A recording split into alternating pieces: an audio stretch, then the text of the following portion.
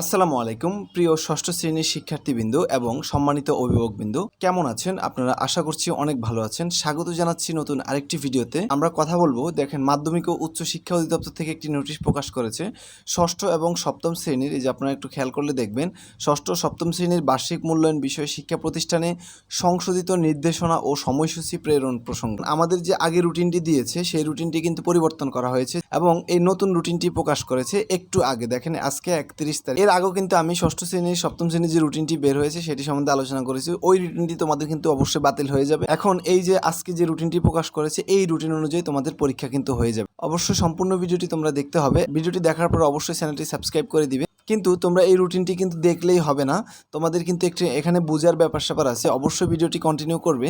তোমরা ভিডিওটি সম্পূর্ণ দেখলে অবশ্যই রুটিনটি বুঝে যাবে। তোমরা প্রবেশ করলে দেখবে যে এখানে কতগুলো নিয়ম কানুন, এগুলো তোমাদের পড়ার কোনো প্রয়োজন নেই, এগুলো হচ্ছে শিক্ষকদের উদ্দেশ্যে দেওয়া হয়েছে।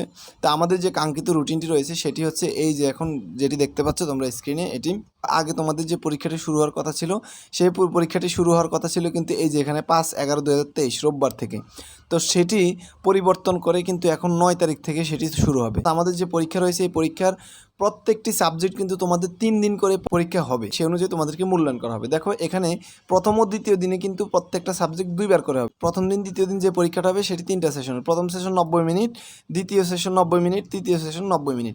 তাহলে প্রথমে হবে কি, প্রথমে হচ্ছে বিজ্ঞান, তারপর হচ্ছে ধর্ম, সকল বিষয়, সকল বলতে হচ্ছে তোমাদের হিন্দু বৌদ্ধ খ্রিস্টান যারা রয়েছে তোমরা সকল ধর্মের পরীক্ষার্থীরাই কিন্তু ওই দিন একই দিনে পরীক্ষা হবে। তারপর হচ্ছে ডিজিটাল প্রযুক্তি, অর্থাৎ 3-27 270 মিনিট প্রথম দিন পরীক্ষা হবে।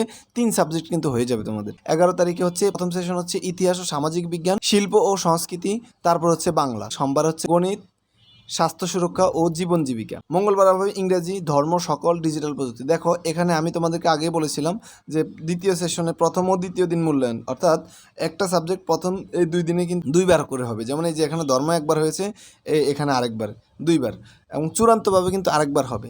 এরপরে 15 তারিখ বুধবার বিজ্ঞান, শিল্প ও সংস্কৃতি, ইতিহাস ও সামাজিক বিজ্ঞান। তারপরে বৃহস্পতিবার 16/11/2023 গণিত হবে। গণিত একবার হয়েছে কিন্তু এখন আবার হবে গণিত, স্বাস্থ্য সুরক্ষা, বাংলা। তারপর হচ্ছে 18 তারিখ শনিবার ইংরেজি, জীবন জীবিকা ও ছুটি। এবং সর্বশেষ যেটি খুবই ভেরি ইম্পর্ট্যান্ট, এই যে তোমাদের মূল পরীক্ষা যেটি, সেটি কিন্তু একদিনে একটা আগের মতো করে হবে।